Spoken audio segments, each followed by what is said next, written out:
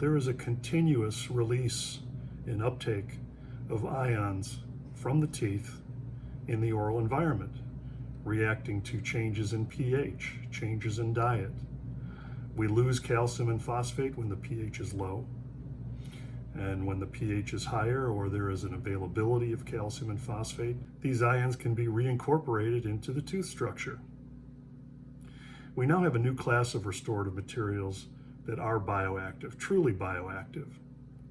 For many years, we felt that fluoride release, this made something bioactive. And while fluoride is good to convert hydroxyapatite to fluorapatite, which increases the resistance of tooth enamel to the acid attack from bacterial byproducts, it is not able to replace the calcium and phosphate that are needed as rebuilding blocks for demineralized tooth structure.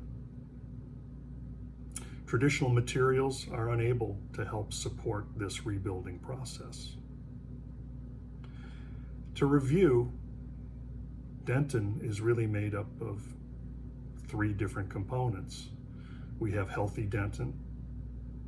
We have, in the cases of demineralization and bacterial assault, we have infected dentin. Now, infected dentin has lost calcium and phosphate and also is inundated with bacteria and bacterial byproducts. This is traditionally the decay that we scoop out of a preparation with a spoon excavator or a slow-speed round burr. This is infected dentin. Affected dentin, on the other hand, is at the periphery. Bacteria has not yet invaded this area, but the effect of the lower pH has already caused the leaching out of calcium and phosphate from this, hence calling this affected dentin.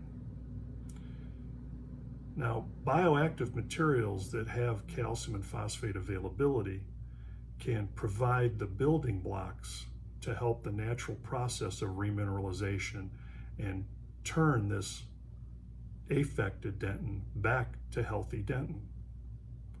That's the big difference. Bioactive materials are dynamic, and they do participate in this ion exchange and support natural remineralization through this process.